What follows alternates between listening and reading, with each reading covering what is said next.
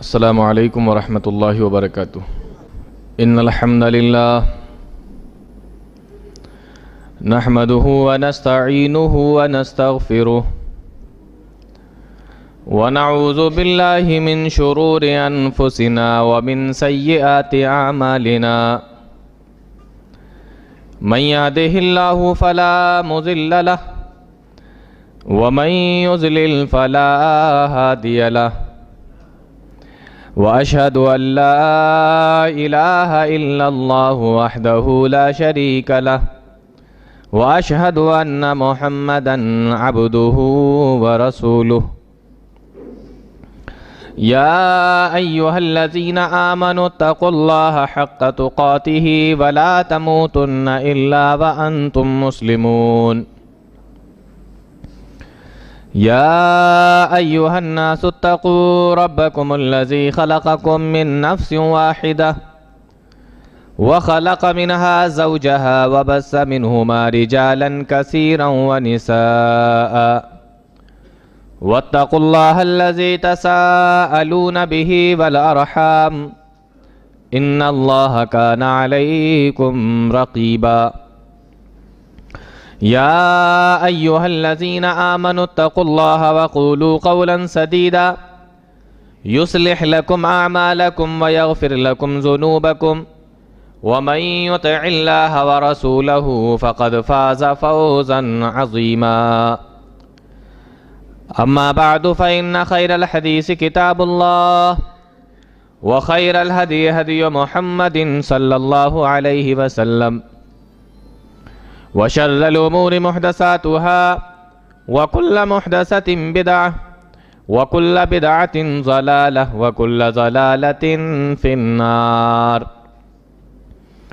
أعوذ بالله السميع العليم من الشيطان الرجيم بسم الله الرحمن الرحيم لقد كان لكم في رسول الله أسوة حسنة۔ محترم سامعین، نوجوان ساتھیوں، پیارے بچوں اور پردہ نشین خواتین، آج جس موضوع کے تحت مجھے بات کرنی ہے،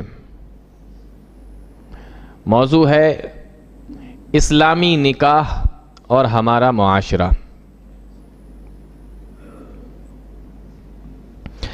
قرآن کریم کی ایک آیت کریمہ کا ایک بہت ہی مشہور ٹکڑا آپ لوگوں کے سامنے میں نے تلاوت کیا ہے۔ اللہ رب العالمین نے ارشاد فرمایا، لَقَدْ كَانَ لَكُمْ فِي رَسُولِ اللَّهِ أُسْوَةٌ حَسَنَةٌ۔ اللہ کے نبی صلی اللہ علیہ وسلم تمہارے لیے ایک بہترین اسوہ ہیں، آئیڈیل ہیں، ماڈل ہیں۔ آپ اپنی زندگی کو ان کو دیکھ کر بنا سکتے ہو، سنوار سکتے ہو۔ آپ کو کسی دوسرے آئیڈیل اور ماڈل کی ضرورت نہیں، کسی دوسرے کے اسوے کی ضرورت نہیں۔ اسوۃ حسنہ، آپ کی زندگی بہترین زندگی ہے، آپ کا اسوہ بہترین اسوہ ہے۔ جب ہم لوگوں کو یہ معلوم ہوا تو ہم لوگوں نے کیا کیا؟ زندگی گزارنے کے لیے اللہ کے نبی صلی اللہ علیہ وسلم کے طریقے دیکھے اور ان پر عمل کرنے کی کوشش کی۔ یہاں تک کہ ہم نے یہ دیکھا کہ اللہ کے نبی کھانا کیسے کھاتے تھے، اللہ کے نبی پانی کیسے پیتے تھے، نماز کیسے پڑھتے تھے، لوگوں کے ساتھ آپ کا سلوک کیسا تھا، اگر آپ نے کاروبار کیا ہے، بزنس کیا ہے تو وہ کس طریقے سے تھا۔ ہم نے اور آپ نے آپ کی زندگی کے تمام پہلوؤں پر اللہ کے نبی صلی اللہ علیہ وسلم کے طریقے کو دیکھا۔ یہاں تک کہ ہم لوگ آپس میں اس بات پر بھی لڑنے لگے کہ اللہ کے نبی صلی اللہ علیہ وسلم کی نماز کا طریقہ کون سا تھا، اور جو طریقہ صحیح ہے اسی طریقے پہ نماز پڑھی جائے۔ ایک ایک چیز کو ہم لوگوں نے فالو کرنے کی کوشش کی۔ ہر چیز کے اندر نبی کا طریقہ ڈھونڈتے ہیں، نہیں معلوم ہوتا ہے تو علماء سے پوچھتے ہیں، اماموں سے پوچھتے ہیں۔ اور اللہ کے نبی جناب محمد رسول اللہ صلی اللہ علیہ وسلم کی زندگی دیکھیے آپ، پیارے نبی نے بھی اپنی پوری زندگی کے اندر کوئی بھی چیز ایسی چھوڑی نہیں ہے جو بتا نہ دی ہو. پیدائش سے لے کر وفات تک، موت تک، اور اس کے بعد سے کی زندگی کی ہر چیز اللہ کے نبی صلی اللہ علیہ وسلم نے بتا دی. یہاں تک کہ استنجا کرنے کا طریقہ بھی بتا دیا کہ بیت الخلاء میں داخل ہو تو کس طریقے سے داخل ہو، بیٹھو تو کیسے بیٹھو، نکلو تو کیسے نکلو، جاؤ تو کیا پڑھ کے جاؤ، اور باہر آؤ تو کیا پڑھ کے آؤ. یہ چیز بھی اللہ کے نبی صلی اللہ علیہ وسلم نے بتا دی. کوئی چیز چھوڑی نہیں پیارے نبی نے جس کی ہمیں ضرورت پڑ سکتی تھی. اور ایسا نہیں ہے کہ اللہ کی نبی صلی اللہ علیہ وسلم نے وہ بتائی نہیں تو ہمیں پھر کسی دوسرے سے سننا پڑے گی، کسی دوسرے سے پوچھنا پڑے گا، اور کسی دوسرے دھرم اور کسی دوسرے مذہب والے سے پوچھنا پڑے گی، بھائی تھوڑی ہماری رہنمائی کرو، ہمارے دین کے اندر اس تعلق سے کچھ بیان نہیں کیا گیا ہے. ایسا کوئی بھی مسئلہ، ایسا کوئی بھی معاملہ قرآن و حدیث کے اندر ہے ہی نہیں جو انسان کو ضرورت ہو اور اللہ رب العالمین نے اس کا حل نہ بتا دیا ہو. اب غور کرنے کی بات یہ ہے کہ پیارے نبی نے تمام چیزیں بتائیں، اور ہم بھی جہاں تک ہو سکتا ہے اپنی زندگی میں ان چیزوں کو لانے کی کوشش کرتے ہیں، اور ہر چیز کے اندر یہ ڈھونڈتے ہیں کہ اللہ کے نبی صلی اللہ علیہ وسلم کا طریقہ کیا ہے، آپ کی سنت کیا ہے. تو غور کرو، اللہ کے نبی صلی اللہ علیہ وسلم نے جب ہمیں ساری چیزیں بتا دیں تو کیا ہمیں شادی کرنے کا طریقہ نہیں بتایا؟ کیا ہمارے یہاں جو شادی بیاہ ہوتے ہیں اس تعلق سے اسلام نے کچھ نہیں بتایا؟ جس نبی نے ساری چیزیں بتا دیں، جس نبی نے سب کچھ بتایا کہ تمہیں کیسے رہنا ہے، کیسے جینا ہے، شروع سے لے کر آخر تک، ولادت سے لے کر وفات تک، ہر چیز کو جس نبی نے بتا دیا ہو، کیا اس نبی نے شادی کرنے کا طریقہ نہیں بتایا؟ کیا اس نبی نے آزاد چھوڑ دیا کہ ساری زندگی، ساری چیزیں، سارے طریقے میں تمہیں بتا دیتا ہوں، لیکن شادی تم اپنے منمانے طریقے سے کر لینا، جیسا تمہارا دل کرے شادیاں ویسے کر لینا؟ کیا خیال ہے آپ کا؟ اس معاملے میں اللہ کے نبی آزاد چھوڑ کے گئے ہم لوگوں کو، یا اسلام نے کوئی راستہ دکھایا ہے، یا اسلام نے کوئی طریقہ بتایا ہے؟ آپ غور کیجئے تو آپ کو معلوم ہوگا ایک ایسے دور کے اندر، جس دور کے اندر بیٹیوں کو زندہ درگور کر دیا جاتا تھا، دفن کر دیا جاتا تھا، عورتوں کی، لڑکیوں کی کوئی حیثیت، کوئی ویلو نہیں تھی، ایک ایسے دور کے اندر اللہ کے نبی صلی اللہ علیہ وسلم نے شادیاں کی، اور ایک نہیں 11 شادیاں کی پیارے نبی صلی اللہ علیہ وسلم نے. مسلمانوں، تمہیں کتنی دلیلیں، کتنی حدیثیں اور پیارے نبی کے کتنے نکاح چاہیے اس پر عمل کرنے کے لیے؟ آپ کے لیے 11 نکاح اللہ کے نبی کے کافی نہیں ہے عمل کرنے کے لیے؟ اللہ کی نبی صلی اللہ علیہ وسلم نے 11 نکاح کر کے بتائے، 11 شادیاں کر کے بتائیں کہ تمہیں اپنی زندگی کے اندر، تمہیں جب جینا ہے اور تمہیں جب شادیاں کرنا ہے تو کس طریقے سے کرنا ہے. کیا اسلام نے اس تعلق سے کچھ نہیں بتایا؟ انسان کو آزاد چھوڑ دیا، جس کی جو چاہے جو من چاہے وہ کرے، جس کے دل میں جو آئے وہ کرے، جیسے چاہے ویسے شادیاں کرے. اور اگر ایسا ہی مسئلہ ہے تو لقد کان لکم فی رسول اللہ اسوۃ حسنہ کا کیا مطلب ہے کہ اللہ کے نبی صلی اللہ علیہ وسلم کی زندگی تمہارے لیے ایک بہترین آئیڈیل اور بہترین ماڈل ہے. پتہ یہ چلا کہ اسلام نے جیسے ساری چیزیں بتائی ہیں ویسی شادی بیاہ کے تعلق سے بھی بتایا ہے کہ کیسے کرنا ہے، اس میں آزاد نہیں چھوڑا. شادی کی اہمیت کیا ہے پہلے اس کو ذرا دیکھ لیجئے. فرمایا یا معشر الشباب من استطاع منکم الباءۃ فلیتزوج، اے نوجوانوں کی جماعت، تم میں سے جو شادی کرنے کی طاقت رکھتی ہو تو اس کو شادی کر لینا چاہیے. فإنہ اغض للبصر واحسن للفرج، کیونکہ شادی کرنے کے بعد نگاہ کی حفاظت ہو جاتی ہے، واحسن للفرج، اور شرمگاہ کی حفاظت ہو جاتی ہے. شادی کے بعد یہ 2 چیزوں کی حفاظت ہو جاتی ہے. بہت ہی کم لوگ ایسے ہوں گے کہ شادی کے بعد بھی ان کی نگاہ بھی نہیں ٹھہرتی اور شرمگاہ کی بھی حفاظت نہیں ہوتی. یہ بہت کم لوگ ہیں، بہت کم ایسا ہوتا ہے. تو شادی کا ایک فائدہ یہ ہے کہ اللہ رب العالمین نگاہ اور شرمگاہ کی حفاظت کروا دیتا ہے. قل للمؤمنین یغضوا من ابصارہم ویحفظوا فروجہم. نگاہوں کو پست رکھو، شرمگاہوں کی حفاظت کرو. طریقہ شادیاں کر لو. اور فرمایا کہ اگر جو شادی کرنے کی طاقت نہیں رکھتا، نانو نفقے کی طاقت نہیں رکھ سکتا، بیوی کو کھلا نہیں سکتا، یہ تمام چیزیں اگر اس کے ساتھ میں پیش آ رہی ہیں تو پھر وہ ایک کام کرے کہ وہ روزہ رکھ لے. وَمَن لَّمْ يَسْتَطِعْ فَعَلَيْهِ بِالصَّوْمِ. جو یہ نہیں کر سکتا تو اس کو چاہیے کہ وہ روزہ رکھ لے، کیونکہ روزے کے ذریعے سے بھی انسان کی خواہشیں دب جاتی ہیں. جب دن بھر بھوکا پیاسا رہتا ہے نا تو خواہشیں کم ہو جاتی ہیں. جب پیٹ بھرا رہتا ہے نا تب بہت من بہکتا ہے. تو اللہ کے نبی صلی اللہ علیہ وسلم نے ایک دوسری حدیث کے اندر ارشاد فرمایا، النکاح من سنتی، نکاح میری سنت ہے. فمن لم يعمل بسنتی فلیس منی. اور جو تمام طاقت ہونے کے باوجود بھی نکاح نہیں کرتا، استطاعت ہونے کے باوجود بھی نکاح نہیں کرتا، تو وہ میرے طریقے پر نہیں ہے، محمد رسول اللہ صلی اللہ علیہ وسلم کے طریقے پر نہیں. جس نبی نے شادی کا حکم دیا ہو، نکاح کرنے کا حکم دیا ہو، تو اور اس نبی نے 11 شادیاں خود بھی کی ہوں، تو کیا اس نے شادیوں کے طریقے نہیں بتائے؟ شادی کے طریقے بھی بتائے کہ شادیاں کس طریقے کی ہونا چاہیے. حدیث دیکھیے، اللہ کے نبی جناب محمد رسول اللہ صلی اللہ علیہ وسلم نے ارشاد فرمایا، اذا خطب الیکم من ترضون دینہ وخلقہ. جب تم میں کسی کے پاس کسی ایسے شخص کا رشتہ آئے جس کے دین سے تم راضی ہو، جس کے اخلاق سے تم راضی ہو، فزوجوہ، تو اپنی بیٹی کی، اپنی لڑکی کی، بہن کی شادی اس کے ساتھ میں کر دو. 2 شرطیں بتائیں اللہ کے نبی صلی اللہ علیہ وسلم نے. رشتہ آئے کسی لڑکے کا، 2 چیزیں دیکھ لو، دین سے دیندار ہے کہ نہیں، اور دوسری شرط اس کا اخلاق اچھا ہے کہ نہیں.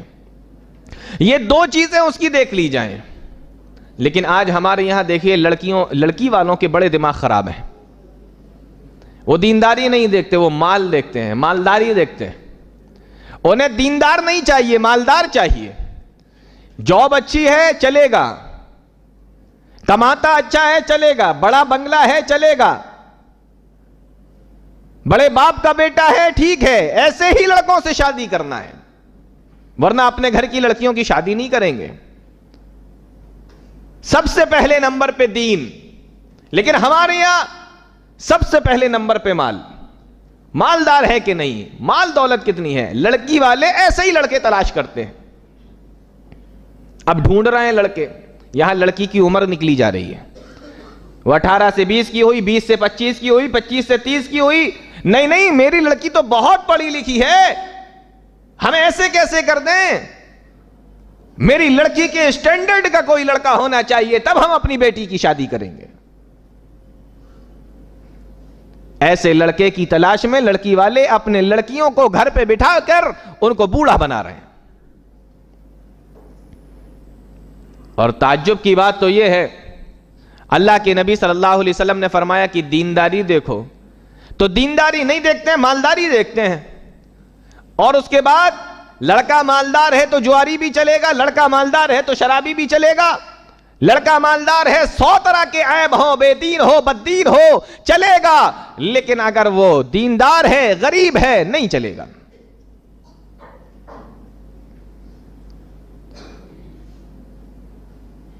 غریب نہیں چلے گا. آپ نے کیوں شادی نہیں کر رہے ہیں؟ لڑکا تو ٹھیک ہے ماشاءاللہ، دیندار ہے، شکل صورت کا بھی ٹھیک ہے، تھوڑا سا غریب ہی تو ہے، کیوں نہیں شادی کرتے آپ؟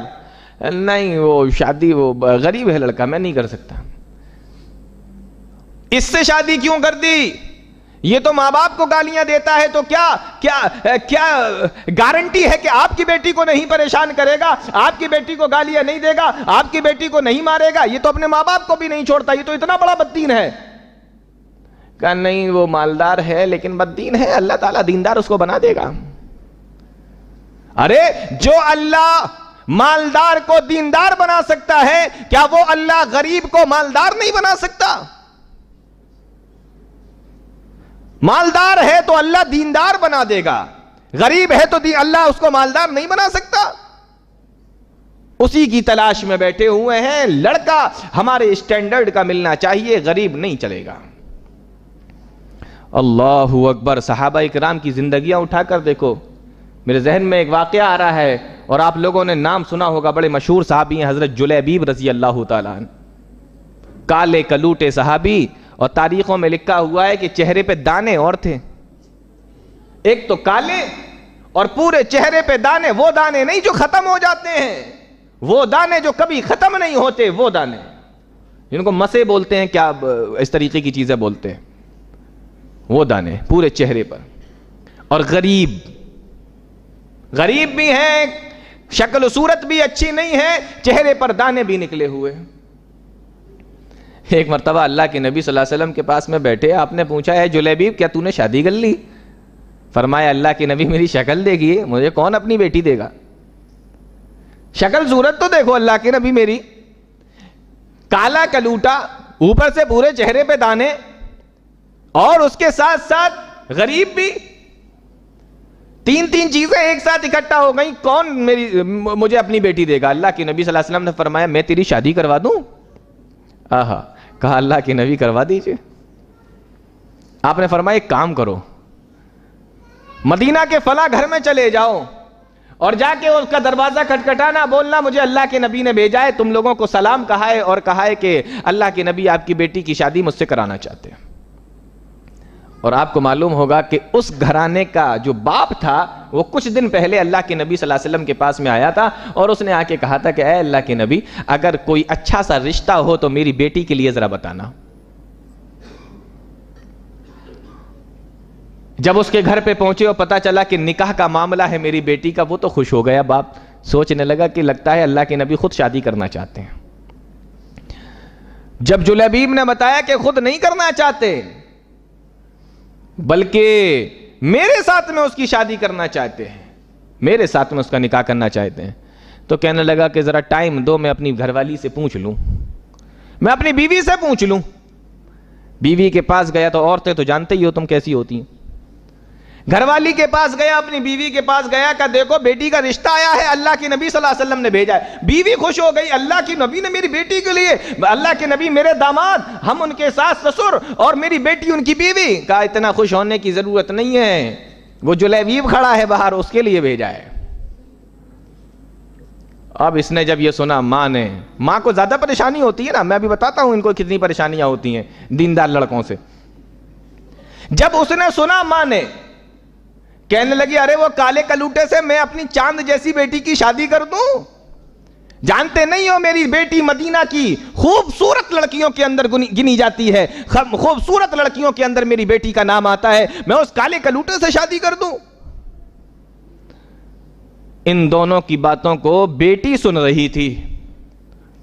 کہنے لگی اماں رشتے کو مت دیکھ, یہ دیکھ رشتہ بھیجا کس نے ہے, رشتے بھیجنے والے کو دیکھ, رشتے کو مت دیکھ, یہ دیکھ کہ رشتہ بھیجا کس نے. کہا رشتہ تو اللہ کے نبی نے بھیجا. کہا اگر اللہ کے نبی نے بھیجا ہے, میرے بارے میں غلط نہیں سوچ سکتے, میں شادی کرنے کے لیے تیار ہوں.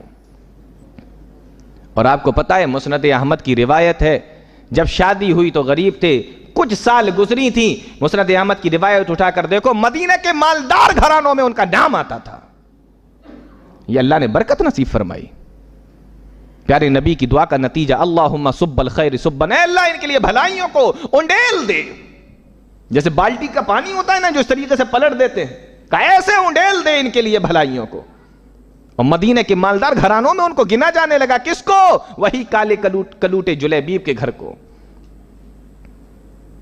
ہمارے یہاں دیندار لڑکے نہیں چل سکتے, لڑکیوں کو پریشانی ہے, ہم نہیں کریں گے, چہرے پہ داڑھی ہے, ہمیں داڑھی والا لڑکا پسند نہیں. اور لڑکی تو بعد میں منع کرتی ہے, لڑکی کی اماں پہلے منع کر دیتی ہے, ہم نہیں کریں گے, داڑھی والے لڑکے سے ہم اپنی بیٹی کی شادی نہیں کریں گے. اس کو اور زیادہ پریشانی ہوتی ہے جو اس کی ماں ہوتی ہے. مسلمانوں ذرا شرم کرو. اسی ہندوستان کے اندر ایک قوم رہتی ہے جس کو ہم لوگ سکھ کہتے ہیں, پنجابی سکھ, سمجھ میں آیا کچھ ہے نا؟ ان کے دھرم کے اندر بھی داڑھی ہے, اور وہ داڑھی رکھتے بھی ہیں. بہت کم لوگ ایسے ملیں گے جو داڑھی نہیں ہو, ان کے دھرم میں داڑھی ہے, وہ لوگ داڑھی رکھتے ہیں. آج تک میں نے کبھی کوئی ایسا کیس نہیں سنا کہ کسی سکھ لڑکی نے اس وجہ سے اپنا رشتہ منع کر دیا ہو کہ لڑکے کے چہرے پہ داڑھی ہے، ہم شادی نہیں کریں گے. لیکن میں کتنے واقعات ایسے سن چکا ہوں کہ مسلمان لڑکی نے صرف اس وجہ سے رشتے کے لیے منع کر دیا کیونکہ لڑکے کے چہرے پہ داڑھی ہے. نہیں سنا ہے آپ نے؟ کتنے واقعات ایسے ہوتے رہتے ہیں. لڑکی نے منع کر دیا، لڑکی کی اماں نے منع کر دیا، ہم نہیں کریں گے، لڑکے کے چہرے پہ داڑھی ہے. ان کے دھرم میں داڑھی، انہیں کوئی پریشانی نہیں، ہمارے دھرم میں داڑھی، ہمیں پریشانی. تو دیندار نہیں چاہیے، بے نمازی چلے گا، شرابی چلے گا، جواری چلے گا، لیکن مالدار ہونا چاہیے. تو پہلی چیز کیا بتائی؟ جب تمہارے پاس میں کوئی رشتہ آئے تو اس کی دینداری کو دیکھو. اذا خطب الیکم من ترضون دینہ، اس کے دین کو دیکھو. اور دوسری چیز بیان فرمائی وخلقہ، اس کے اخلاق کو دیکھو، کردار کو دیکھو، اس کے رہن سہن، اس کے طور طریقے کو دیکھ لو. اللہ اکبر. تاریخ پڑھیے تو آپ کو معلوم ہوگا. ایک تابعی گزرے ہیں، بہت بڑے تابعی، سعید ابن مسیب رحمت اللہ علیہ. سید التابعین کہا جاتا ہے ان کو، تابعین کے سردار سعید ابن مسیب رحمت اللہ. ایک بیٹی تھی ان کی، سعید ابن مسیب کی. تابعین کے سردار ہیں، نیک آدمی ہیں، ہزاروں لاکھوں کی تعداد میں شاگرد ہیں. خود بادشاہ تک ان کی عزت کرتا ہے اور پوری دنیا کے لوگ ان کو عزت دیتے ہیں سعید ابن مسیب کو. ان کے دربار میں ان کے پاس جو لوگ پڑھنے کے لیے آتے تھے تو ایک ان کا شاگرد تھا جس کا نام ابو وداع تھا. غور سے سننا ذرا. ان کے پاس جتنے لوگ پڑھنے آتے تھے اس میں سے ایک شاگرد تھا جس کا نام ابو وداع تھا. ایک بار دیکھا کہ بہت ٹائم ہو گیا ابو وداع پڑھنے کے لیے نہیں آ رہا ہے. جب وہ پڑھنے آیا کچھ دنوں کے بعد تو یہی سعید ابن مسیب رحمت اللہ علیہ نے پوچھا کہ بیٹا کہاں تھے تم اتنے دنوں سے؟ کہنے لگا کہ حضرت میری بیوی کا انتقال ہو گیا تھا، غم کی وجہ سے نہیں آ رہا تھا. 3 دن تو سوگ منانا ہے نا. اس کے بعد بھی بیوی شریک حیات ہوتی ہے، زندگی کا سفر ہوتی ہے، گاڑی کے 2 پہیوں میں سے ایک پہیا ہوتی ہے. اس کے انتقال پر میں غم زدہ تھا، کچھ سمجھ میں نہیں آ رہا تھا میں کیا کروں، اس لیے میں پڑھنے کے لیے نہیں آ رہا تھا. آپ نے پوچھا ہے ابو وداع تم نے دوسری شادی کر لی؟ دوسری شادی کر لو.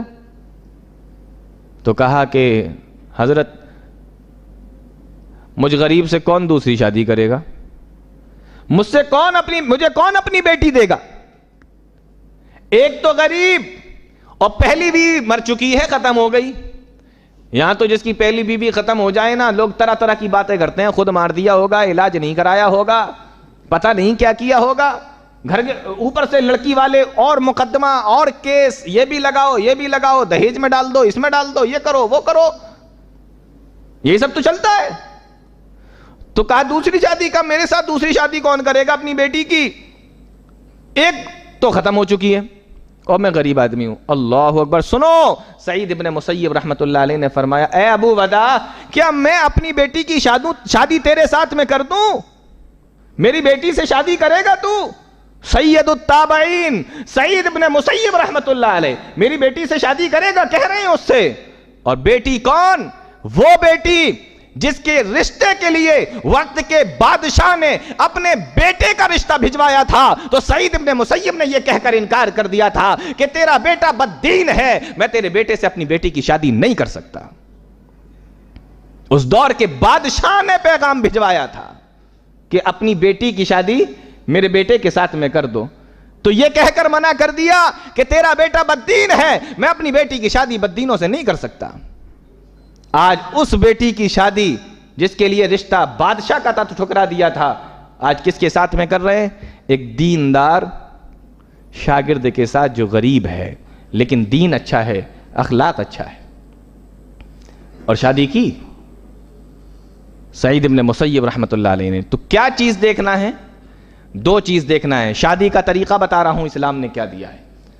اذا خطب الیکم من ترضون دینہ وخلقہ، جب تمہارے پاس میں کسی ایسی لڑکے کا رشتہ تمہارے پاس میں آئے ایسے شخص کا رشتہ تمہارے پاس میں آئے جس کی دینداری سے، جس کے اخلاق سے تم راضی ہو، فزوجوہ، تو اپنی بیٹی کی، بہن کی، لڑکی کی شادی اس کے ساتھ میں کر دو. یہ طریقہ. ابھی تو سکے کا ایک پہلو ہوا. لڑکوں کو تو بڑا مزہ آ رہا ہوگا کہ میرے مطلب کی باتیں ہو رہی ہیں. ابھی تو نہیں، اب اس کو الٹ دیجئے، یہ سکے کا دوسرا پہلو لے آئیے. اب دو ہوتے ہیں نا پہلو، دو رخ ہوتے ہیں نا سکے کے. اب دوسرا پہلو دیکھ لیجئے. لڑکی والوں کے لیے تو یہ حکم ہے کہ لڑکا کیسا دیکھو، اور لڑکے والوں کے لیے کیا حکم ہے کہ لڑکی کیسی دیکھو.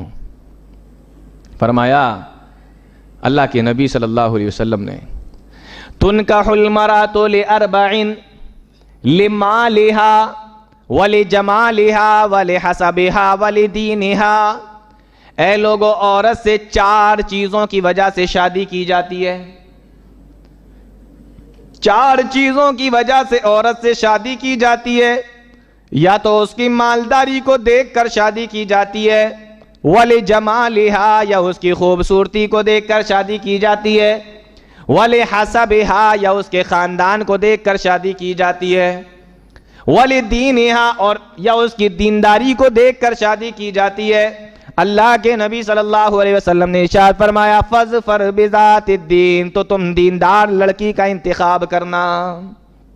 وہاں بھی دین کی شرط، یہاں پر بھی دین کی شرط. 4 چیزیں بتائیں اللہ کے نبی صلی اللہ علیہ وسلم نے. شادی کی جاتی ہے 4 چیزوں کی وجہ سے، مال کی وجہ سے، جمال خوبصورتی کی وجہ سے، حسب و نسب کی وجہ سے، اور دینداری کی وجہ سے. اور ایک بات اور بتاؤں آپ کو، نبی کریم صلی اللہ علیہ وسلم سے پہلے 3 قومیں ایسی تھیں جو بڑی مشہور گزری ہیں. نمبر 1 یہودی، نمبر 2 عیسائی، اور نمبر 3 زمانہ جاہلیت کے لوگ. اب یہودیوں کا ذرا طریقہ دیکھو. یہودیوں کی یہاں جو بھی شادی ہوتی ہے وہ مالداری کی وجہ سے ہوتی ہے. یہودیوں کو مال بہت پسند ہے.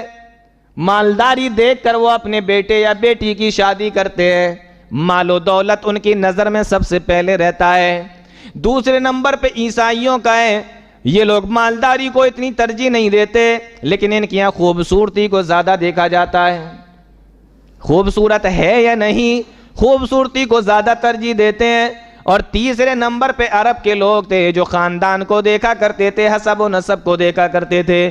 اللہ کے نبی صلی اللہ علیہ وسلم نے فرمایا، تم مالداری دیکھ کر یہودیوں کے طریقے پہ نہ چلے جانا، تم عیسائیوں کے طریقے پہ جا کر خوبصورتی کو نہ دیکھنے لگنا، تم زمانہ جاہلیت کے لوگوں کے طریقے پہ جا کے خاندان، حسب و نسب کو نہ دیکھنے لگنا. وَلِدِينِهَا، اگر تمہیں اپنے بیٹے کی شادی کرنا ہے تو دیندار لڑکی کا انتخاب کرنا، دیندار لڑکی چننا. معلوم ہوا مالداری دیکھ کے شادی کرنا مسلمانوں کا طریقہ نہیں، یہ یہودیوں کا طریقہ ہے. خوبصورتی دیکھ کر شادی کرنا مسلمانوں کا طریقہ نہیں، عیسائیوں کا طریقہ ہے. خاندان، منسٹر کی بیٹی ہے، ارے اس کے چچا منسٹر ہیں، منتری کی بیٹی ہے، بہت بڑے نیتا کے گھر کی ہے، خاندان دیکھ رہے ہیں، اس کے بھائی بہت ہیں، خاندان بڑا مضبوط ہے، بہت پیسے والے ہیں، گاؤں میں کوئی بول نہیں سکتا ان کے سامنے، اتنا دبدبا ہے. شادی کر لیتے ہیں، پیٹھ مضبوط ہو جائے گی ہماری بھی، ہم سے بھی کوئی نہیں بولا کرے گا، بڑے گھر کے داماد کہلائیں گے ہم. شادی کرنے اللہ کے نبی صلی اللہ علیہ وسلم نے تینوں چیزوں کو منع کر دیا کہ تمہیں نہ مال دیکھنا ہے، نہ تمہیں جمال دیکھنا ہے، نہ تمہیں خاندان دیکھنا ہے، تمہیں اگر دیکھنا ہے تو دینداری دیکھنا ہے. تو دینداری دیکھو. جب تم دینداری دیکھنے لگو گے تو گھر کی عورتیں دیندار ہونے لگیں گی، اور ماں باپ بھی پھر اپنے بچوں کو دیندار ہی بنائیں گے، کیونکہ انہیں معلوم ہے کہ شادی کے لیے دیندار لڑکا چنا جاتا ہے اور شادی کے لیے دیندار لڑکی چنی جاتی ہے. تو گھر کے اندر دیندار لڑکے اور دیندار لڑکیاں پیدا ہونے لگے گی، ماں باپ بنائیں گے ان کو. لیکن ہمارا معاملہ اس کا بالکل الٹا ہے. اب جب یہ معاملہ ہوتا ہے، ہم اپنے منمانے طریقے سے لڑکے اور لڑکیاں چنتے ہیں، نہیں تو بیٹھے رہتے ہیں شادی کے انتظار میں. تو اللہ کے نبی صلی اللہ علیہ وسلم نے آگے حدیث کے اندر فرمایا الا تفعلوه تکن فتنۃ فی الارض وفساد عریض. اگر دینداری نہیں دیکھو گے، مالداری دیکھو گے، حسب و نسب دیکھو گے، خاندان کو دیکھو گے، تو زمین کے اندر فساد پھیل جائے گا. آج فساد پھیلا ہوا ہے کہ نہیں؟ کتنی رپورٹیں ایسی آتی ہیں کہ لڑکی کے ماں باپ کے پاس دینے کے لیے کچھ نہیں تھا، لڑکی نے پھانسی لگا لی، پھانسی لگا کے ختم ہو گئی. کب تک بوجھ بنتی وہ اپنے ماں باپ کے اوپر؟ الا تفعلوه تکن فتنۃ فی الارض وفساد عریض. فساد پھیل جائے گا. اب اس سے زیادہ اور کیا ہو سکتا ہے؟ گھروں میں بیٹھی بیٹھی بوڑھی ہو گئی اس لیے کہ ان کے اسٹینڈرڈ کا لڑکا نہیں ملا، ان کے لیول کا لڑکا نہیں ملا، ماں باپ نے گھر میں بٹھا لے بوڑھا کر دیا. یہ فساد نہیں ہے تو کیا ہے؟ تو اللہ کے نبی صلی اللہ علیہ وسلم نے فرمایا جب رشتہ دیکھو تو دینداری کو سب سے آگے رکھو، اور دینداری کی وجہ سے ہی اللہ کامیابی دے گا. ہمارے یہاں ہوتا کیا ہے، بعض علاقوں میں ایسا دیکھا گیا ہے کہ اگر رشتہ کبھی لڑکی والوں کی طرف سے پہلے چلا جائے اور لڑکے والوں کی طرف سے رشتہ نہ آئے تو کیا کرتے ہیں، اس کو قوم کے اندر بڑا معیوب سمجھتے ہیں کہ ارے لڑکی والے ہیں اور رشتہ بھیج رہے ہیں، کبھی ادھر کبھی ادھر کبھی ادھر، کیا مطلب ہے؟ کوئی خامی ہے لڑکی میں، کوئی کمی ہے لڑکی میں؟ اس طریقے کے خیالات. اگر لڑکی اچھی ہوتی، عزت دار ہوتے سماج کے اندر تو رشتے خود ان کے گھر پہ چل کے آتے. یہ خود بھجوا رہے ہیں، اس کا مطلب یہ ہے کہ گھر والوں میں کوئی کھوٹ ہے، لڑکی کے اندر کوئی کھوٹ ہے. بلا وجہ کی باتیں بنانا شروع. اسلام نے منع نہیں کیا. لڑکے والا لڑکی والوں کے گھر پہ اور لڑکی والے لڑکے والوں کے گھر پہ رشتہ بھجوا سکتے ہیں. کتنی شادیاں دور نبی کے اندر، صحابہ کے زمانے کے اندر ہوئیں جس میں صحابہ نے لڑکی والوں اور لڑکی والوں نے لڑکے والوں کے گھر پہ رشتے بھیجے. پیارے نبی کی پہلی شادی اٹھا کر دیکھو کس کے ساتھ ہوئی تھی؟ حضرت خدیجہ الکبریٰ رضی اللہ تعالیٰ عنہ کے ساتھ. رشتہ کس نے بھیجا تھا؟ خود حضرت خدیجہ نے بھیجا تھا. تو لڑکی چاہے تو لڑکی والے چاہیں تو لڑکے والوں کے گھر پہ اور لڑکے والے چاہیں تو لڑکی والوں کے گھر پہ ایک دوسرے کے گھر پہ رشتہ بھیج سکتے ہیں. اس میں کوئی برائی کی اور کوئی معیوب بات نہیں. اب ایک بات اور بتاؤں میں یہیں پر، جب رشتہ بھیجتے ہیں، مان لو رشتہ آیا کہ فلاں لڑکی کو دیکھنے جانا ہے، ان کے گھر سے رشتہ آیا ہے، تو دیکھنے کون جاتا ہے؟ اللہ کے نبی صلی اللہ علیہ وسلم نے فرمایا جس لڑکی سے تم شادی کرنا چاہتے ہو اس کو ایک نظر دیکھ سکتے ہو. یہی تو فرمایا، ایک نظر تم دیکھ سکتے ہو جس لڑکی سے شادی کرنا چاہتے ہو، اجازت ہے. لیکن ہمارے یہاں کیا ہوتا ہے؟ الٹا ہوتا ہے اس کا. جب لڑکی دیکھنے کے لیے جائیں گے تو لڑکا نہیں جاتا، لڑکے کا باپ جا رہا ہے، لڑکے کا بھائی جا رہا ہے، لڑکے کا بہنوئی جا رہا ہے، لڑکے کے پھپھیرے بھائی چچیرے بھائی سب جا رہے ہیں، لیکن لڑکا نہیں جا سکتا. اگر لڑکا چلا گیا پورے محلے کے اندر، پورے سماج کے اندر ہنگامہ ہو جائے گا. ارے شادی سے پہلے ہی اپنے سسرال میں، کیسے لوگ ہیں یہ؟ جس کی اجازت ہے وہ چلا جائے تو پورے معاشرے میں ہنگامہ ہو جائے، اور جن کے لیے دیکھنا جائز ہی نہیں ہے وہ سب جا کے دیکھ رہے ہیں. لڑکے کے بہنوئی کے لیے جائز ہے لڑکی کو دیکھنا، لڑکے کے بھائی کے لیے جائز ہے لڑکی کو دیکھنا، یہاں تک کہ ابھی شادی نہیں ہوئی ہے اس لیے لڑکے کے باپ کو بھی دیکھنا جائز نہیں ہے. جب شادی ہو جائے گی تب جائز ہوگا. جن کے لیے جائز ہے وہ جا نہیں سکتا، جن کے لیے جائز نہیں ہے وہ یوں آ کے پھاڑ پھاڑ کے دیکھ رہے ہیں، اور بعد میں آ کے بتاتے ہیں دیکھیے تیری بیوی اچھی ہے. یہ بہنوئی جو ہوتے ہیں نا، یہ خاص طور سے، ہاں دیکھ کے آیا ہوں، ٹھیک ہے اچھی ہے. تیرے لیے جائز کب تھا اور تو نے جا کر دیکھا؟ تو جس کے لیے جائز وہ دیکھنے ہی نہیں جا سکتا، اور جس کے لیے جائز نہیں ہے وہ دیکھنے جا رہا ہے. عجیب معاملہ ہے. اب آپ غور کیجئے، چلو مان لو رشتہ ہو گیا، رشتہ ہونے کے بعد سب سے پہلا کام کیا ہوتا ہے؟ سب سے پہلا کام کیا ہوتا ہے رشتہ ہونے کے بعد؟ میں بتاؤں کیا ہوتا ہے؟ رشتہ ہونے کے بعد سب سے پہلا کام یہ ہوتا ہے کہ لڑکا فون کرے گا سسرال میں، اپنی ساس کے پاس ہو کہے گا ذرا میری بات کرا دو، میری بات کرا دو۔ ابھی شروع میں اس کی ہمت نہیں ہے کہ موبائل بھیج دے، ابھی راستہ بنا رہا ہے بات کرنے کا۔ کچھ گھروں میں لڑکیوں کو فون رکھنے کی اجازت ہوتی ہے تو کوئی مسئلہ ہی نہیں، لیکن کچھ گھروں میں لڑکیوں کو فون نہیں رکھنے دیا جاتا ہے تو اماں کے پاس پہلے فون کیا جاتا ہے کہ بات کرا دے، اور وہ بے غیرت اماں لے کے بھی جاتی ہے اپنی لڑکی کے پاس میں کہ لے بات کر لے۔ وہ بیٹی ہے اپنی لڑکی سے خود باتیں کروا رہی ہے، جبکہ ابھی اس کے لیے جائز نہیں ہے بات کرنا جب تک کہ نکاح نہ ہو جائے۔ ایک نظر دیکھنا جائز تھا، اس کا مطلب یہ نہیں کہ آپ فون کے اوپر گھنٹوں گزار دو اور فون پہ باتیں کرو، جائز ہی نہیں۔ جب شادی ہو جائے گی تب جائز ہوگا، لیکن وہ بغیرت باپ اگر اس کو پتا ہے تو، عام طور پہ باپ کو پتا نہیں ہوتا، گھر کے مردوں کو پتا نہیں ہو پاتا، لیکن عورتوں کو پتا ہوتا ہے، وہ عورتیں خود باتیں کرواتی۔ اور یہ بات یہیں پہ رک جاتی تو سوچا جا سکتا تھا، اس سے بھی زیادہ حد تو یہ ہوتی ہے کہ وہ ہونے والا داماد یا ہونے والا شوہر جو ابھی بنا نہیں ہے، شوہر ہوا نہیں، داماد ہوا نہیں ہے اس گھر کا، وہ اپنی ہونے والی بیوی سے بھی باتیں کر رہا ہے اور اس کی چھوٹی بہن سے بھی باتیں کر رہا ہے۔ نہیں ہوتا؟ سالیوں سے ہوتی ہیں کہ نہیں باتیں؟ اگر آپ کا نکاح اس گھر میں ہو بھی جائے تب بھی شریعت کے اندر جائز نہیں ہے کہ سالیوں سے باتیں کرو۔ یہ رشتہ ہوتے ہی ساتھ ہمارے یہاں ہونے لگتا ہے۔ اور ایک چیز رشتے کے اندر جو دیکھنا چاہیے وہ تو ہم لوگ دیکھتے نہیں، جو دیکھنا نہیں چاہیے اس کے اوپر نظر گڑا کے رکھتے ہیں۔ کون سی چیز؟ فرمایا کہ جب رشتہ کرنے لگو اپنے بیٹے یا بیٹی کا، لڑکے یا لڑکی کا، کیا کرنا ہے؟ وَلَا تَنْكِحُ الْمُشْرِكَاتِ حَتَّى يُؤْمِنْ،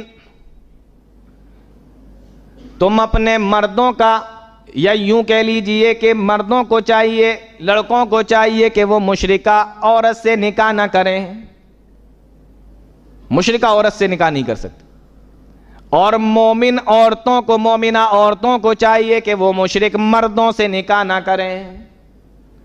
یعنی کہ رشتے میں یہ چیز دیکھنا ہے کہ یہ جو رشتہ آیا ہے، یہ سامنے جو لڑکا ہے یہ مشرک تو نہیں ہے، یا جس کے لیے رشتہ آیا ہے، جس لڑکی کا رشتہ آیا ہے، یہ مشرکہ تو نہیں ہے۔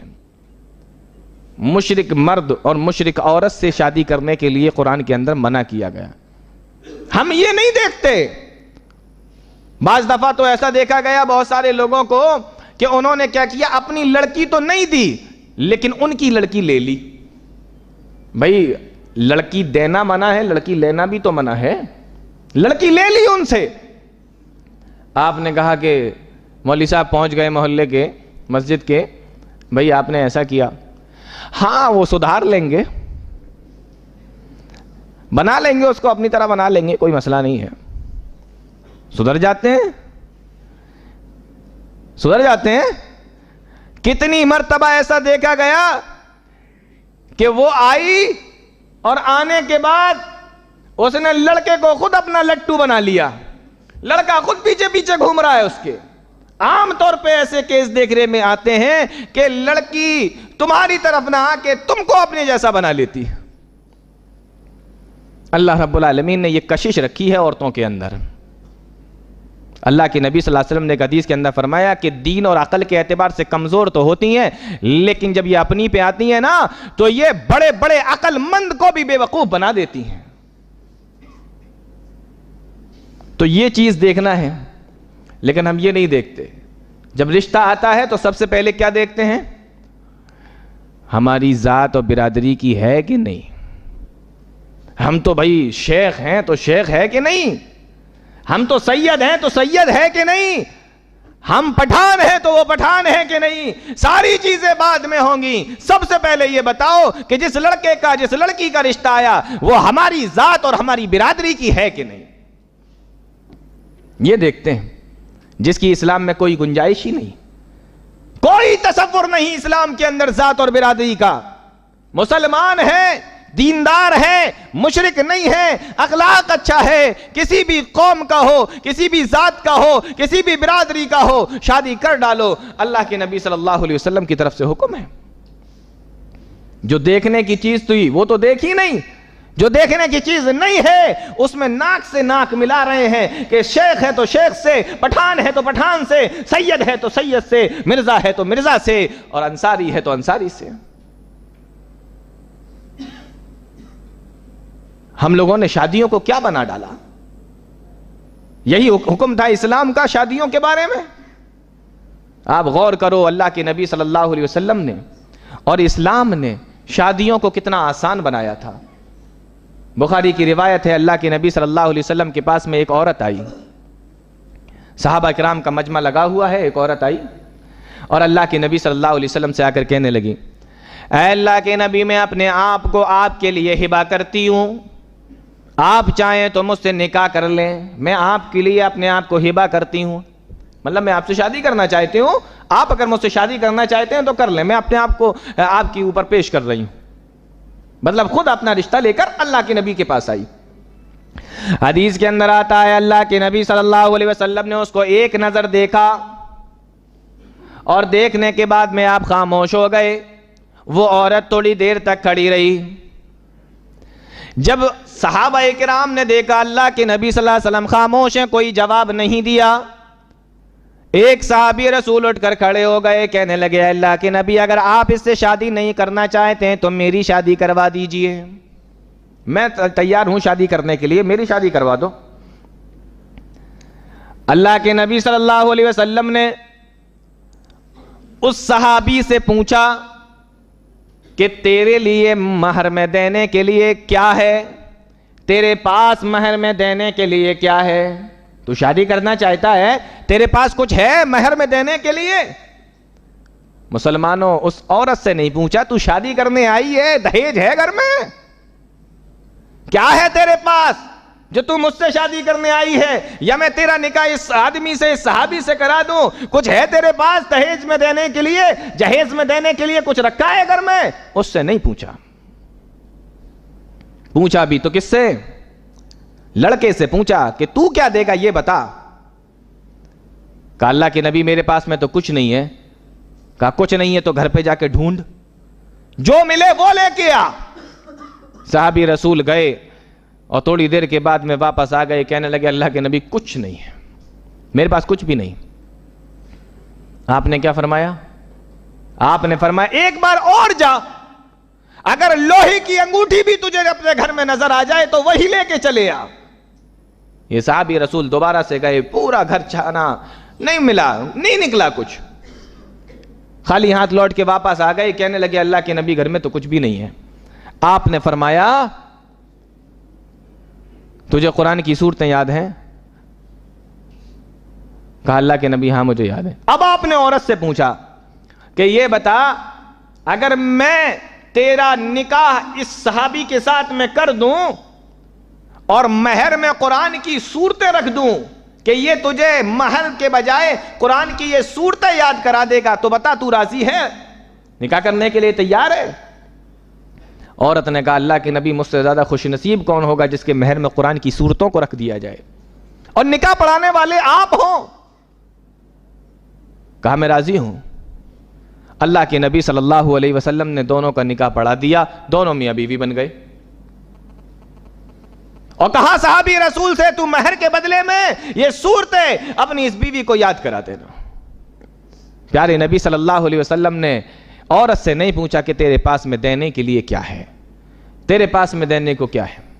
آج ہمارے یہاں دیکھیے, جہیز کی پوری ڈیمانڈ ہوتی ہے, پورے نام بتائے جاتے ہیں, 2 لاکھ کا صوفہ, 3 لاکھ کا بیڈ, یہ سامان, وہ سامان, تمام سامان لے کے آئے گی.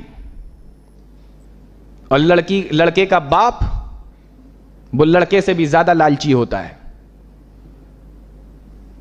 اگر بہت سارا سامان لے کے لڑکی آ جائے تو جانتے ہو کیا کہتا ہے؟ اپنے لیے لائی ہے, میرے لیے کیا لائی؟ اپنے لیے لائی ہے, لائی تو اپنے لیے لائی, میرا کیا؟ اچھا, جب تیرا کچھ نہیں ہے تو جب وہ کم لے کے آئی یا نہیں لے کے آئی تو لڑتا کیوں ہے روزانہ اس سے؟ لاتی تو اپنے لیے، نہیں لائی تو اپنے لیے، لائی تو اپنے لیے لائی ہے، اور نہیں لائی تو لڑ کیوں رہا ہے اس سے؟ تو پریشان کیوں کر رہا ہے اس کو؟ ستا کیوں رہا ہے اس کو؟ اس کا مطلب یہ ہے کہ تیرے دل کے اندر چور بیٹھا ہوا ہے۔ آج پوری ڈیمانڈیں کی جا رہی ہیں۔ جہیز جانتے ہو عربی زبان کا لفظ ہے، اسی جہیز سے تجہیز اور تکفین بنا ہے۔ جہیز کے لفظ سے تجہیز و تکفین بنا ہے۔ تجہیز و تکفین کا مطلب ہوتا ہے کہ جب آدمی مر جاتا ہے تو دوسرے لوگ اس کو کفن اور دفن دیتے ہیں نا، اس کو تجہیز و تکفین کہتے ہیں، اسی سے جہیز بنا ہے۔ معلوم یہ ہوا کہ دوسروں کی مدد اور تجہیز و تکفین جب ملتا ہے جب آدمی مردہ ہو جائے اور اس میں خود کچھ کرنے کی طاقت نہ ہو، اس وقت تجہیز و تکفین کو تیار کیا جاتا ہے، اسی سے جہیز بنا ہے۔ اب مجھے یہ بتاؤ جہیز لینے والوں، تم مردہ ہو یا تمہارے اندر کرنے کی کوئی طاقت نہیں ہے، نہیں کما سکتے تم، اور اوپر سے بتا دیا جاتا ہے دیکھو ہمارے 200 باراتی آئیں گے، 200 باراتی آئیں گے، ذرا اچھے سے دیکھ بھال کر لینا، 4 طریقے کا مرغا، 2 طریقے کا بکرا، 2 طریقے کی مچھلی، بریانی بھی اچھی والی، مٹھائی بھی اچھی والی۔ ہمارے گھر کی عورتیں تھوڑا اسپائسی کھاتی ہیں تو تھوڑا چٹپٹا بھی ہونا چاہیے، یہ ڈیمانڈ جا رہی ہے۔ اور یہ باراتی، یہ بارات میں جاتے ہیں، وہ صاحب تیار ہو کے شادی میں پہنچے، تیار ہو کے بارات میں پہنچے، ان کے بھی روب الگ ہی ہوتے ہیں۔ جاتے ہی ساتھ کرسی گندی ہے، ٹیبل صاف کرو، پلیٹ میں دھول ہے، یہ ڈش دوسری لاؤ، تیل زیادہ ہے اس میں۔ اب وہ بیچارے لڑکی والے بھاگا بھاگ، ادھر سے ادھر، ادھر سے ادھر بھاگ رہے ہیں، کرسی گندی، وہ لوگ کرسی صاف ہو گئی، ٹیبل پہ دھول، وہ لوگ ٹیبل صاف ہو گئی ہے، دوسرا لے کے آؤ، اس میں مسالہ زیادہ ہے، وہ جا رہا بیچارہ دوسرا متل کے لے کے آ رہا ہے، دوسرا لے کے آؤ، اس میں تیل زیادہ آ گیا، وہ پھر بھاگا بیچارہ۔ یہ باراتی کرواتے ہیں، یہ بابو جی بن کے جاتے ہیں، ان کا بھی الگ ہی روب ہوتا ہے شادی والے دن۔ اور آپ کو بتاؤں ایک بات، جب تک بارات کھانا نہ کھا لے، لڑکے والے اور لڑکا کھانا نہ کھا لے، جب تک لڑکی کے باپ کی سانس اوپر کی اوپر نیچے کی نیچے رہتی ہے۔ کتنی شادیوں میں لڑکی کے باپ کو کانپتے ہوئے دیکھا گیا کہ کسی بھی طریقے سے میری بیٹی کی شادی نپٹ جائے۔ کتنی باراتوں میں اور شادیوں میں لڑکی کے باپ کو روتے ہوئے دیکھا گیا کہ کسی طریقے سے میری بیٹی کی شادی نپٹ جائے۔ اور مجھے ایک شادی بتا دو جس شادی کے اندر ولیمے والے دن لڑکے کا باپ کانپ رہا ہو، ولیمے والے دن لڑکے کا باپ رو رہا ہو، ایک شادی بتا دو مجھے۔ بیچارے ڈرتے رہتے ہیں کہیں کچھ ہو نہ جائے، اور براتیوں کا تو ایک الگ ہی ماجرا ہوتا ہے، کہیں ایسا نہ ہو کہ دولہا بھڑک جائے، کچھ کمی رہ جائے، کہیں دولہا نہ بھڑک جائے، لڑکا نہ بھڑک، اور لڑکا دولہا غصہ ہو یا نہ ہو، بھڑکے یا نہ بھڑکے، دولہے کا بہنوئی ضرور بھڑک جاتا ہے۔ میں نے تو آج تک کوئی شادی ایسی دیکھی نہیں ہے جس میں لڑکے کا جو بہنوئی ہوتا ہے وہ ناراض نہ ہوا ہو، کچھ نہ کچھ، وہی تو موقع ہوتا ہے ان کے ناراض ہونے کا۔ لڑکے کا بہنوئی ناراض ہوگا، وہ نہیں ناراض ہوگا تو لڑکے کا پھپھا یعنی اس کے باپ کا بہنوئی ناراض ہو جائے گا۔ یہ دونوں لوگ شادی کے موقع پہ اپنا پیدائشی حق سمجھتے ہیں ناراض ہونا۔ اب جا کے انہیں مناتے پھرو، اب جا کے انہیں مناؤ، نہیں ہم تمہاری یہاں شادی میں نہیں بیٹھیں گے، تم نے بے عزتی کی، نہیں ہم ایسا نہیں کریں گے، ہم ویسا نہیں کریں گے۔ ادھر لڑکے والا پریشان بھاگا، اور وہی لوگ شادی میں جب بارات میں آئے، ذرا سا انہوں نے ڈش کو دیکھ لیا گندا ہے، ہنگامہ کرنا شروع کر دیا۔ لڑکا بھڑکے یا نہ بھڑکے، لڑکا ناراض ہو یا نہ ہو، بہنوئی ضرور ناراض ہوگا۔ لڑکی والوں کو روتے ہوئے دیکھا گیا, کانپتے ہوئے دیکھا گیا. ایک شادی بتا دو جس کے اندر لڑکے کا باپ کانپ رہا ہو کہ نہیں اب نپٹنے دو بھائی, پہلے ایک بتا دو مجھے. یہ حالت ہم لوگوں نے بنا دی ہے. جہیز کے نام پر لاکھوں روپے کی ڈیمانڈ, اور یہی وجہ ہے کہ اللہ کے نبی صلی اللہ علیہ وسلم کے زمانے کی شادیاں دیکھ لو اور اس زمانے کی شادیاں دیکھ لو کہ کیا فرق نظر آتا ہے.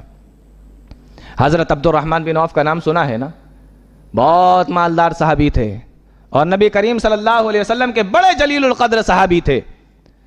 ایک مرتبہ اللہ کے نبی صلی اللہ علیہ وسلم نے دیکھا, مسلم کی روایت ہے کہ دیکھا بدن کے اوپر تھوڑا سا وہ رنگ لگا ہوا ہے جو شادی کے ٹائم پہ عورتوں کے لگایا جاتا ہے, کپڑے پہ وہ رنگ لگا ہوا ہے.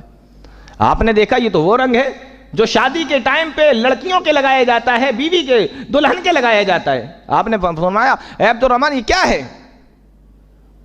تو عبد الرحمن بن عوف نے جواب دیا, اللہ کے نبی میں نے شادی کر لی ہے. آپ نے یہ نہیں پوچھا اچھا بارات میں نہیں بلایا؟ یہ نہیں پوچھا. ہمارے یہاں دوست ہوتے یا دور کے رشتہ دار بھی ہوتے, تو نے بارات میں نہیں بلایا, ہم تیری یہاں میت میں نہیں آئیں گے. تو نے بارات میں نہیں بلایا, ہم تیری یہاں عقیقے میں نہیں آئیں گے.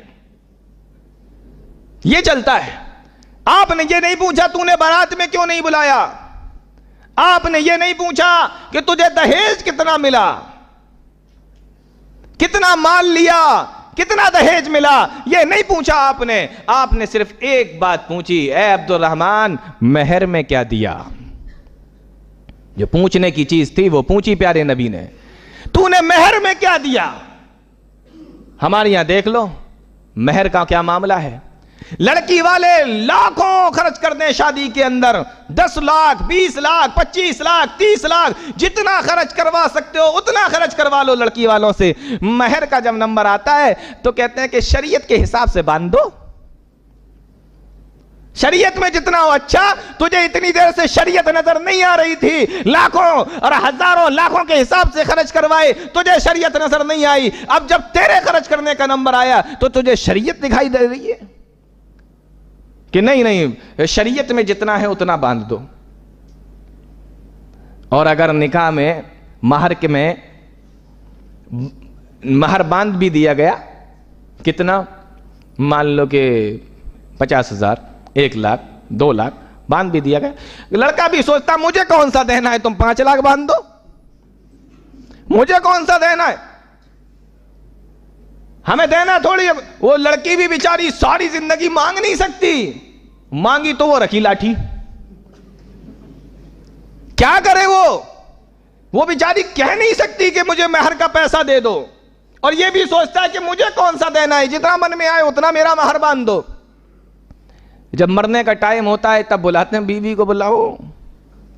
اب وہ بھی بیچاری آئی, یہاں کیا بات ہے, کہ وہ مہر معاف کر دے, کہا وہ تو میں کب کا معاف کر چکی ہوں.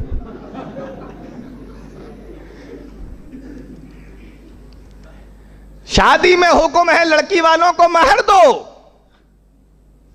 اور اگر مہر دے بھی دیا تو اس پہ حال جانتے ہو کیا ہوتا ہے. مہر دے بھی دیا, مہر اگر دے بھی دیا لڑکی کو, اب لڑکی کو مہر مل گیا, کس کا حق ہے وہ؟ لڑکی کا ہے نا, اس کی بیوی کا ہے نا جس کو ملا ہے. اچھا اس کا حق, اور اس کی اتنی ہمت کہ وہ اپنے اس مہر کو, اس سونے کو, اس پیسے کو اپنے ماں باپ کے گھر پہ رکھ کے آ جائے, اتنی ہمت اس کی. وہ لڑائیاں چلتی ہیں, وہ جنگیں چلتی ہیں گھر کے اندر کہ تو وہ پیسہ اپنے مائکے میں رکھ کے کیوں آئی, اپنے گھر پہ رکھ کے کیوں آئی. اس کا حق ہے وہ کہیں بھی رکھ کے آئے, تجھے کیا پریشانی ہے. وہ اپنی ماں کو دے دے, باپ کو دے دے, بھائی کو دے دے, یا تجھے واپس کر دے, اس کا حق ہے وہ جو چاہے کرے. تو مہر کا مسئلہ یہ ہے کہ اس کا حق ہے, حق سمجھ کے دے بھی دے رہے ہیں, لیکن وہ خرچ کرے گی تو اسی سے پوچھ کے کرے گی, اپنی مرضی سے کر بھی نہیں سکتی. یہ مہر کا مسئلہ ہے. آج بھی کتنے ایسے واقعات ہیں, عرب کنٹریز میں چلے جائیے, عرب ملکوں کے اندر چلے جائیے, شوہر نے اتنا مہر دیا کہ بیوی نے مہر کے پیسوں سے اپنے لیے غریب ملکوں کے اندر مسجدیں بنوا دیں تاکہ ہمارے جانے کے بعد ثواب ملتا رہے۔ آج ہم نے مہر کے نام پہ ایک کھیل بنا لیا ہے، پہلے تو دیتے نہیں اور دیتے بھی ہیں تو اس میں وہ کچھ کر نہیں سکتی، اجارہ داری اور سب کچھ حقوق انہی کے ہوں گے۔ اور بہت سارے تو بے غیرت اس طریقے کے ہوتے ہیں، ان سے کہو کہ آپ نے دہیج کیوں لیا تو جواب میں کیا کہتے ہیں جانتے ہو؟ اللہ کے نبی صلی اللہ علیہ وسلم نے بھی تو اپنی بیٹی فاطمہ کو دہیج دیا تھا، پیارے نبی نے بھی تو اپنی بیٹی فاطمہ کو جہیز دیا تھا۔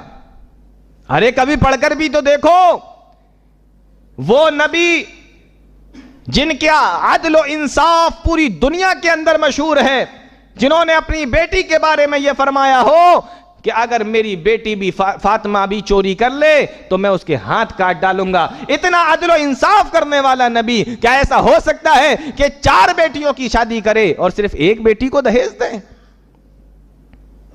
یہ تم کر سکتے ہو، وہ نبی نہیں کر سکتا۔ تم ان کو اپنی طرح سمجھ رہے ہو کیا کہ جس کا چاہو جیسا چاہو حق مارو؟ تو آخر حضرت فاطمہ رضی اللہ تعالیٰ عنہ کو جو تھوڑا سا سامان ملا تو وہ کیوں ملا؟ کبھی اس کو بھی سمجھنے کی کوشش کی ہے؟ حضرت علی رضی اللہ تعالیٰ عنہ غریب آدمی تھے۔ زرہ جانتے ہو؟ زرہ لوہے کی کا وہ سوٹ جو لڑائی کے وقت میں پہنا جاتا ہے تاکہ تلوار کے وار سے بچا جائے، اس کو زرہ بولتے ہیں۔ 480 درہم میں حضرت علی نے اپنی زرہ بیچی حضرت عثمان غنی رضی اللہ تعالیٰ عنہ کو، اور وہ 480 درہم لے کر اللہ کے نبی صلی اللہ علیہ وسلم کے پاس میں آئے اور کہا کہ اے اللہ کے نبی، یہ 480 درہم ہے، میرے لیے سامان اکٹھا کر دیجئے۔ خود لڑکے نے جا کے اپنی کمائی دی، اپنا پیسہ دیا، تب اللہ کے نبی صلی اللہ علیہ وسلم نے 2 چادر، 2 تکیے، 1 چکی، 1 مشکیزہ اور اس طریقے سے تھوڑا سا سامان حضرت علی کو دیا، حضرت فاطمہ کو دیا۔ تو یہ بات جو لوگ یہ دلیلیں پکڑتے ہیں اور حضرت فاطمہ رضی اللہ تعالی عنہ کا قصہ بتاتے ہیں تو کبھی اس کو گہرائی سے سمجھنے کی بھی کوشش کرو۔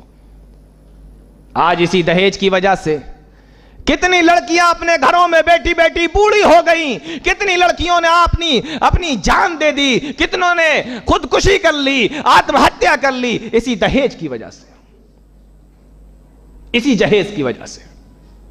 اور ہم لوگ کیا کر رہے ہیں؟ آج آپ سے پوچھو جہیز لینا صحیح ہے؟ نہیں بالکل غلط ہے۔ آپ سے پوچھو جہیز لینا صحیح ہے؟ جی نہیں بالکل غلط ہے، ظلم ہے، سراسر غلط ہے۔ تو ہم کر کیا رہے ہیں؟ تم بھی کہہ رہے ہو غلط، یہ بھی کہہ رہے ہیں غلط، وہ بھی کہہ رہے ہیں غلط، تو ہم کر کیا رہے ہیں؟ جب سارے لوگ کہہ رہے ہیں کہ غلط ہے تو اس کو ختم کیوں نہیں کرتے؟ ہم کیا کرتے ہیں؟ ہم میٹنگ کرتے ہیں، ہم میٹنگ کرتے ہیں،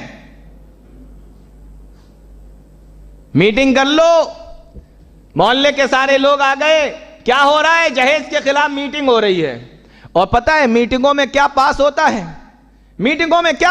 ہے؟ جس شادی کے اندر لڑکے والے دہیج لیں گے، مولانا صاحب اس کا نکاح نہیں پڑھائیں گے۔ مطلب یہ کام بھی مولانا ہی کریں۔ تم کچھ مت کرو، تم میٹنگ کرو، کرے گا مولوی اکیلا کیا کرے؟ مولانا کیا کریں اکیلے؟ جس کے شادی میں اسٹینڈنگ کھانا ہو، کھڑے ہو کے کھانا ہو، مولوی اس کے شادی میں کھانا کھانے نہیں جائیں۔ جس کی یہاں جہیز لیا جائے، مولوی اس کی شادی میں نکاح پڑھانے نہیں جائیں۔ جس کی یہاں برتھ ڈے منائی جائے، مولوی اس کے گھر کے اندر نہیں جائیں۔ وہ اکیلا مولوی کس سے دشمنی لیتا پھرے؟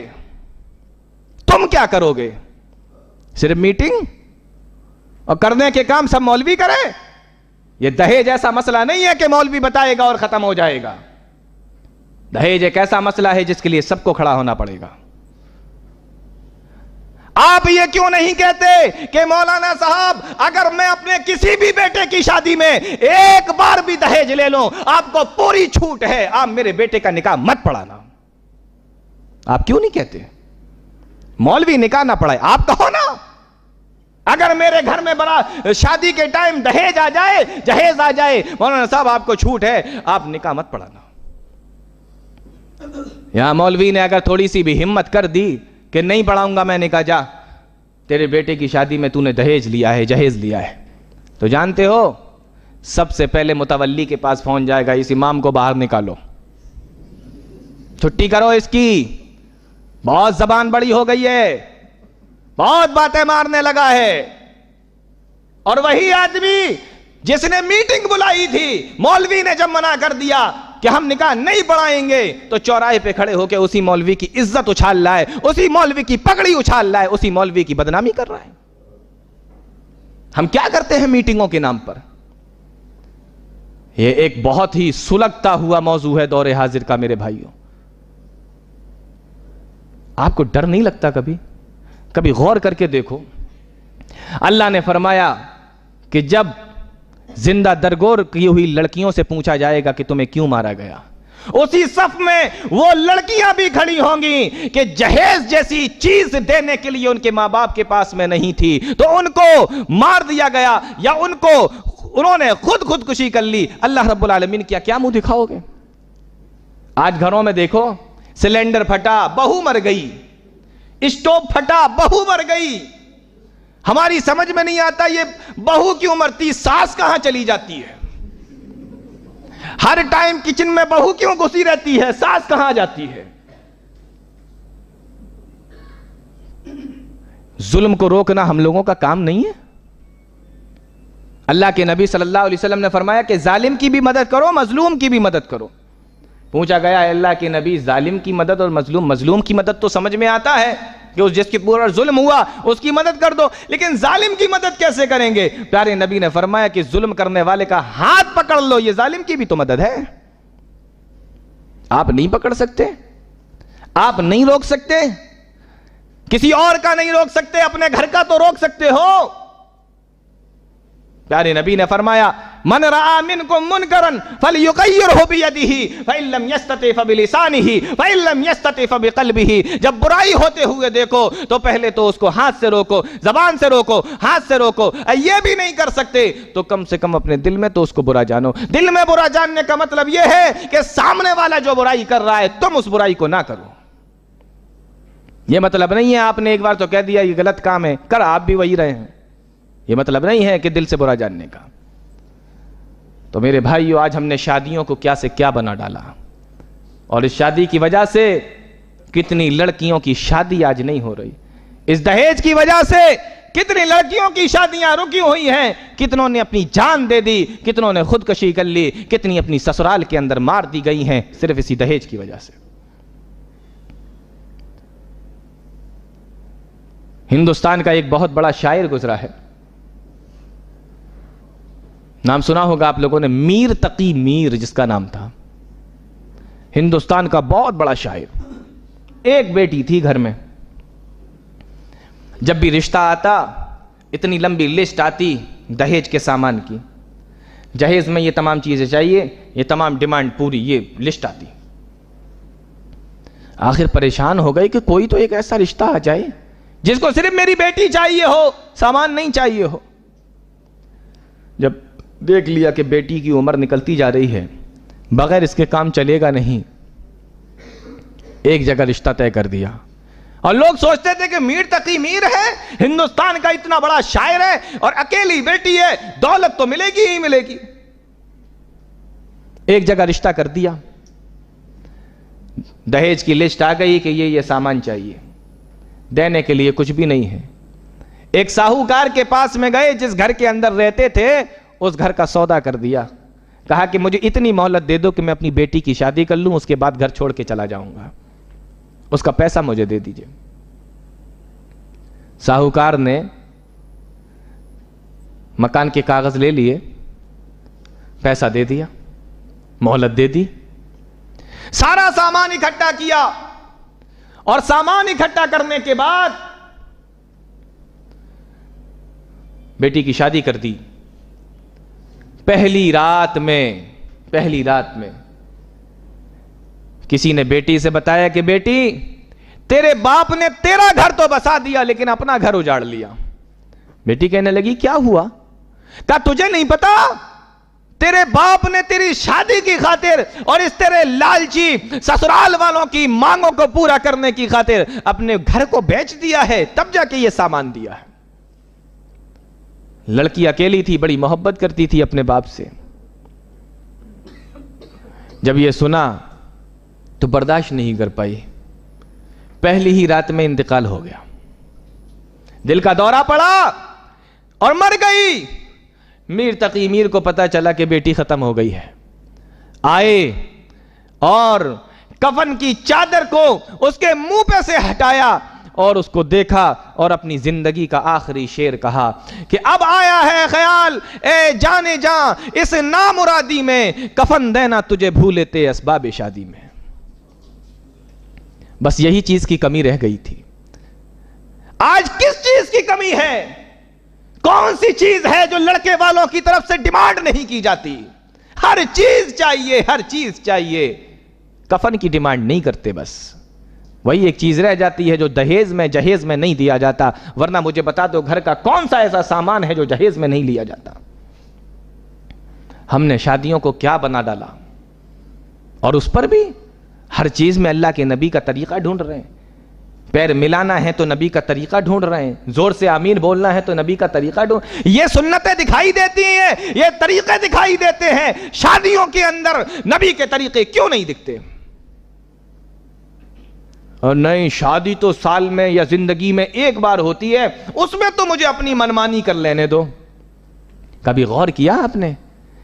نکاح کے وقت میں ایک خطبہ پڑھا جاتا ہے نا، ایک خطبہ پڑھا جاتا ہے اور خطبے کے اندر 3 آیتیں پڑھی جاتی ہیں۔ غور کرو ذرا، خطبے کے اندر 3 آیتیں پڑھی جاتی ہیں۔ پہلی آیت یا ایھا الذین آمنوا اتقوا اللہ حق تقاتہ ولا تموتن الا وانتم مسلمون، اے ایمان والو اللہ سے ڈرو جیسا کہ اس سے ڈرنے کا حق ہے، تمہیں موت نہ آئے مگر مسلمان کی حالت میں۔